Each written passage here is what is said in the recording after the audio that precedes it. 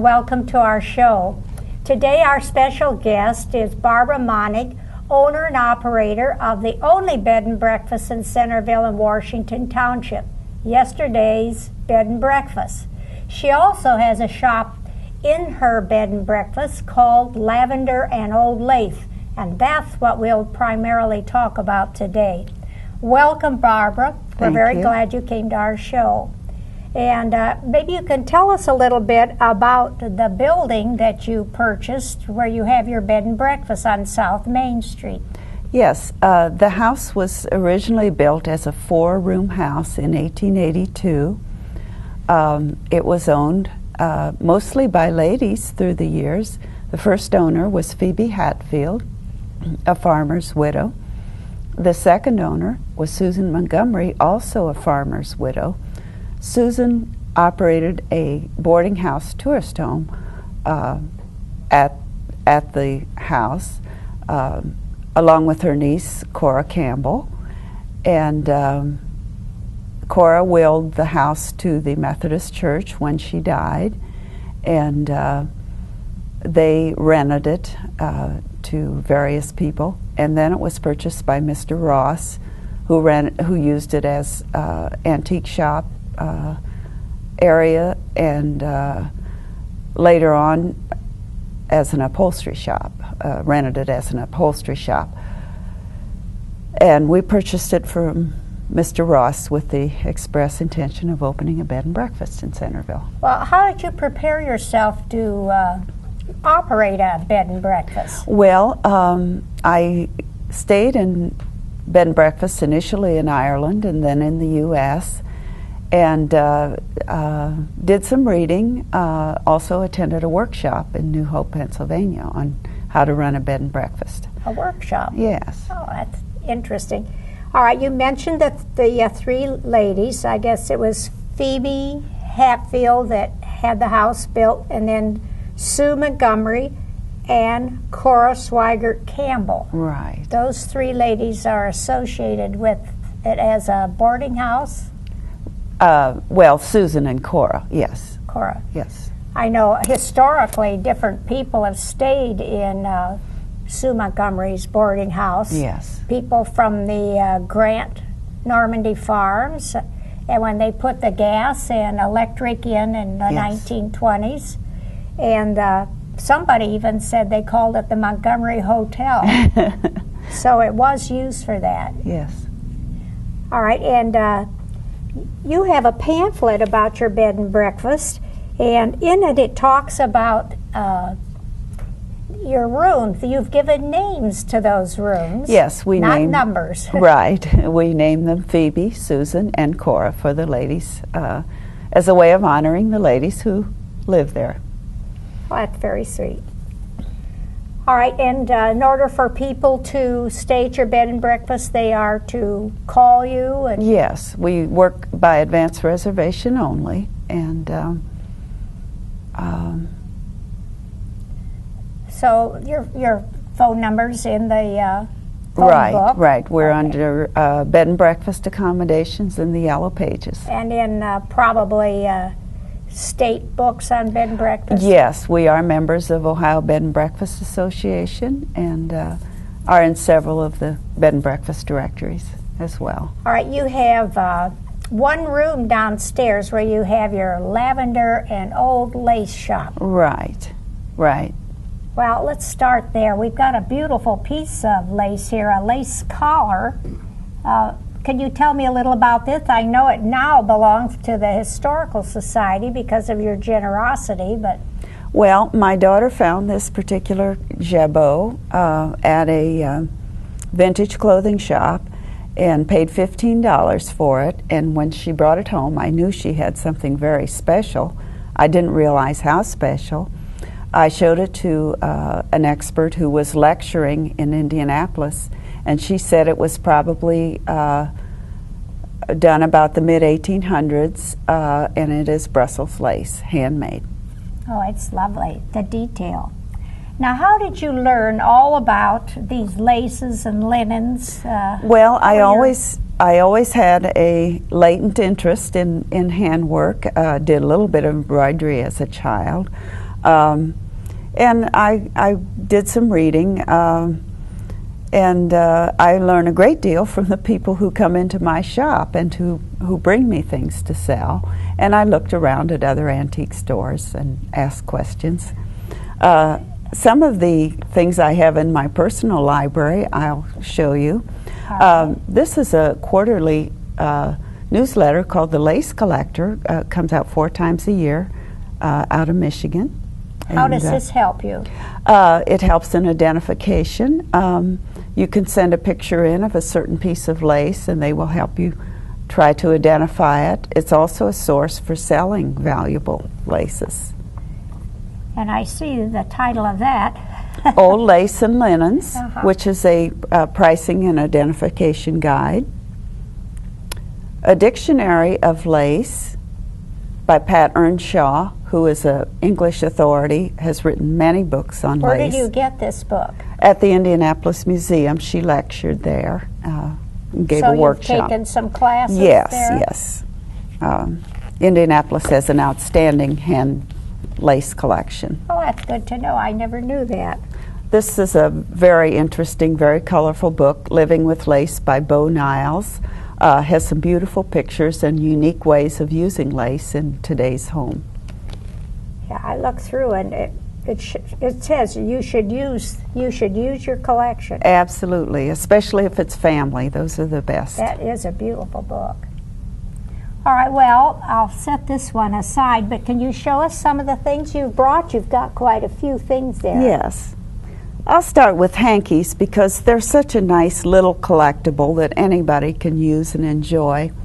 I encourage my people to be very creative when it comes to using old linens. Don't necessarily use them for their original purpose. The white on white hankies, these two happen to be Philippine embroidery. They're very beautiful. I like the little ballet. The little ballerinas, yeah. Yes. These are the white on white are very popular for brides. They make a nice gift for yes, a shower. They're a lovely gift. And these are both Philippine work, which are some of the finest needlewomen in the world, the Philippine ladies. Maybe because they're tiny and have tiny hands. Well, I notice you are wearing one of your hankies in your... Yes, yes. I love to wear a lace-edged hanky in a pocket with the right What are some other blouse. things you can do with these hankies? Here's another white one with a hand crochet lace edge. I like to take one that has a pretty bit of lace or embroidery and form it into sort of a jabot and wear it with a blouse or a dark colored dress even. Oh, looks very nice. I can see that. Yes. Add quite a bit to a costume. Yes, it's a nice way of using them. They're almost too pretty to use for their original purpose anyhow. Now, I think the most common collectible is probably doilies. I think everybody has a doily or two, whether they get them out or not. This one is linen with a tatted edge. Tatting is a very old form, almost like lace making. It's done with shuttles, and it's very time consuming. But it's done with right. It's done with shuttles like the Belgian lace. Very time consuming, but there is still some of it done. This, of course, is crocheted, very geometric. The lady I bought this from is part Indian, so it sort of almost reflects that. That'd be her interest. Yes, the geometric. This is called drawn work. I suspect it's an Irish piece because the damask has little shamrocks on it, and the threads were so intricate. Yes, the threads were removed and drawn together, forming that almost like a basket weave pattern. They pull the threads and yes, pulled them and clipped them. I haven't been able to quite figure out how it was done. These two, I want to show you the contrast so you can see doilies can be very dainty or almost rustic. This is done in the natural color linen with a very coarse crochet, and this is very, very dainty, done with a very small crochet hook and just a touch of the raised motif in the center which is known as Irish crochet. This is Irish. Yes. That motif, the race motif, is typical of Irish crochet. This is a beautiful piece of Philippine cut work. Oh, isn't that pretty? Can they I come think in it's on that? outstanding. That's so attractive. Cut and then embroidered around the edge. I think it's done like a buttonhole stitch, and after the stitch is in, the fabric is cut out. This little piece has petit-point inserts. It's machine made, but very pretty. This and then is someone has added right. the design. Yeah. Right. This is the ever popular pineapple motif and happens to be an oval, which is very hard to find. Oval doilies were not common. No, I see the pineapple. Yes. There they are. The pineapple motif was very popular in the 30s and 40s, but I'm sure it goes back much Further than that. much before that. This is a beautiful piece of drawn work. Oh, isn't that lovely? I think this type of work came from China. And it may be a liturgical piece, something that was used in church. My great-grandmother did work like this. Oh, did she? Yes, she did. Oh, we that's had a couple interesting. pieces, but they're over at Walton House. I see. Well, this was almost like a cross, and that's why I thought it may have been a church linen. Oh, well. Who knows? Those are the clues that kind of help Yes. you decide what its use was. This is an interesting piece of filet work with a picture of a cornucopia on it. The filet work was done on a netting. Some ladies made the netting, crocheted the netting, or you could buy it ready-made and just fill in. And then you filled it in. Right. This was done by a Swedish lady, and I think it's very pretty. I suspect from the feel and looking at it under a magnifying glass, the fibers have a sort of a furry look. That I suspect it's a lightweight wool. I think it's beautiful. It's a little different color, Yes. too. Yes, sort of cream colored. As I say, Everything is different. I can't get over that. yes, the variety is amazing. As I say, I try to encourage people to use linens in different ways. This is a 3-piece Art Deco dresser set. I use it in the bed and breakfast. I put this on my toilet tank and I fold these up and put them on a towel ring like little guest towels. Oh. And it gives a very coordinated, pretty look in a bathroom. Who would think of that? While we're on the bathroom subject, here's one of my favorite collectibles. Towel. Little towels done with huck weaving, which is Swedish. Huck. It's kind of a heavy weave. It's a special material called huckaback. It's regular embroidery floss. You catch a thread, and there are many different patterns. These are just 4 of the hundreds of patterns. Have you ever tried to do this? Yes, I have. It's kind of very relaxing, to me at least. Sort of like needlepoint for some people. Oh, you catch a thread. Yes. Uh-huh. This is a beautiful towel. It's all done in petit-point, and a weaver told me she thought this was a hand-woven piece of linen. Oh, that is so nice. Like you could tell by looking the other side that it's petit-point. Yes. Then the hem is turned under and then Yes, hem-stitched. hem-stitched and drawn. This is a piece of rice cloth. I've been told that these were commonly done in the convents in Belgium. Embroidery, drawn work, and a very stiff type linen. Lightweight but very This is starched? wiry. Do you No, starch it? no, this is not starched. It's the nature of the linen. the way it was woven. Yes. This is filet work. This is very European, filled in a little more thickly here, the little star patterns, rather typical. These drape beautifully. I love to use several of these. I have one in white and one in ecru, and drape it and do a holiday I see. centerpiece with That would be with so fruit and pine cones and candles. It just drapes beautifully. It's so very that's loose. yes, yes, In contrast to this stiff linen. right.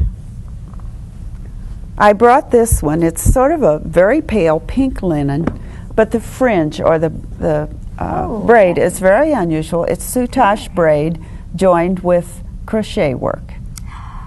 That's exquisite. It's very unusual.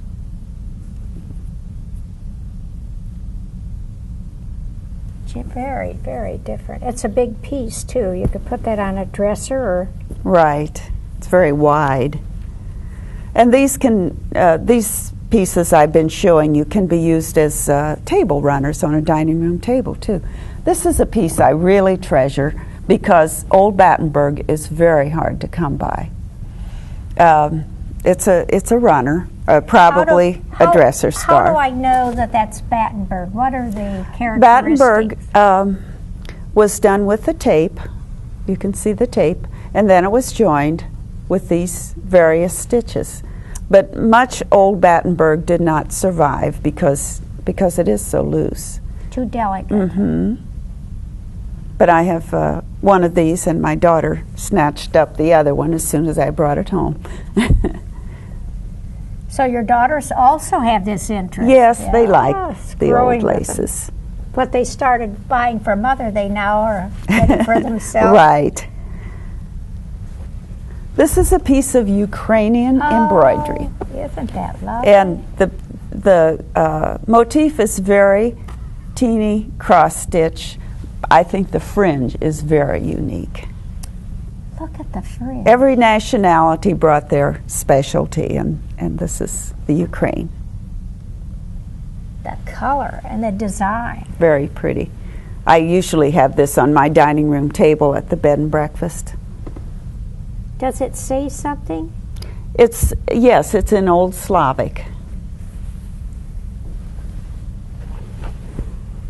This is beautiful. This is a dresser scarf in a very beautiful, this is my own personal collection, a very beautiful piece of applique work, exceptionally beautiful. This thread almost looks like it could have some silk in it because of the sheen that's there. And I happen to know that was done in a convent. This was done in a convent. Here's a napkin, a very old napkin with another example of the drawn work. And these are very pretty, tucked in a little basket with the fringe and the design hanging out with soaps or something in a bathroom. They're real decorator pieces. Yes, they're they like are. Works of art. They should be displayed like you would a picture or... Yes, and I like to say it's affordable art because old linens are not that expensive, and if you get the whim to change them around, you can do it. Oh. This is an old bonnet, a sleep cap, a boudoir cap as they were called. I think it's silk, crocheted, because it has a very so soft shiny, yes. and slightly shiny feel. I think these were popular in the early 1900s. And here's a baby bonnet, very similar silky feel to the bonnet. It has the old Irish rose pattern in the back. I hope I hope that shows up. Trim here made of using the ribbon. Yes. This is known as the Irish rose. Oh, And that's on the back of the bonnet. Irish rose. Mm-hmm. I see some sweet little head in there. Very tiny head. Pillowcases are fun. I like to layer my beds at the bed and breakfast, put a eyelet pillowcase on the bottom and a fancy one on top for show. These are some exceptionally pretty ones. This is applique with embroidery. This is embroidery with a very tiny crocheted edge. And this is strictly crochet with sort of a shell pattern that's slightly wavy. But they're very pretty layered on a bed. You could take 2 pillowcases like that. Do you find many that are alike, or is it all very individual? Pillowcases? Or No. I mean the embroidery, and do you find similar patterns at all ever? Similar, but not exactly alike. There was a tremendous variety of patterns offered for pillowcases. It was probably one of the more common handwork in the American home. This is a very unusual piece. Oh, It was a parlor color. pillow cover for a parlor pillow. It says Memories of the Forest, and I've been told they put pine needles in this because it smelled good. I don't think it would be very comfortable to lay on, though. Well, But it was has just pine for needle, show. Yeah, or It was to just add for a show. smell. Right, and this is cruel work, and possibly a little silk in there too. Very shiny. Do women ever put their names or initials on anything?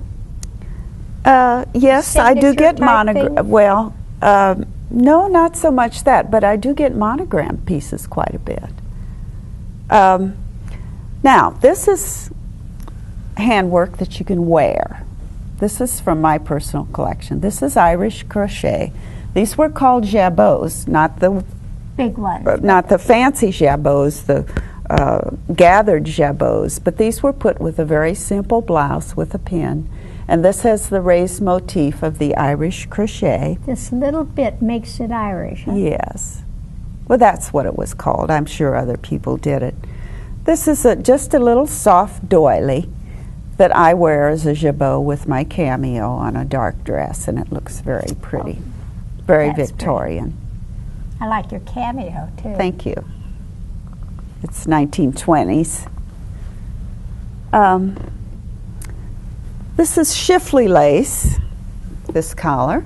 Turn of the century, Shifley is a French lace, and I sewed it on this rather simple 2-piece knit dress and put these button covers on. It gives it a little more old-fashioned look, and I enjoy wearing that at the holidays. Very attractive. Thank you. Have a few Gives more. it an elegant look. Yes. Have a few more collars here. If you look at the graduation pictures from the 1930s, early 1940s, all the girls had, of course that's not handmade lace, but all the girls had the big white V-necked collars, and that's typical of the time. This is kind of a rayon. Or organdy or Organdy. something like that. Yeah, it might even be early nylon. But those were very popular. This is an older collar, sort of a Peter Pan style, with Irish crochet motifs and ecru. Oh, that's very That may have been light, on a yeah. child's coat or something. It's very. Now, this has been manufactured, this very delicate. That part has, but the crochet I'm sure And was then put in. Yes, and then the netting cut away. This is a midi collar. Middies, I think, were popular Even on little 1920s. boys. Yes. We have a lot of pictures where it Yes. shows little boys with midi blouses and Right. Sailor suits. on dresses, put on over Oh. dresses for boys and girls. Mm-hmm. And this is very fine tatting right here. The inserts Oh, are tatting. tatting again. There it Yes. is. I can recognize it now. Yes. I don't need a book. Photos, Janet. Should we show All right. the photos? Do you have some more here? Yes. Do you have some photos here? Yes, I think I we do. could try and show those. One more quick jabot. Put a pin like that, or Now, people think that you have to have a Victorian house to use old linens. Not so. There's a very rustic stone fireplace, several views. let's see if we can show this. I don't. Oh, you want this up here? All right. Several views where we've used a piece of natural linen all across the mantelpiece, and it just blends beautifully with Here, the maybe accessories you can pick up this one. in this home.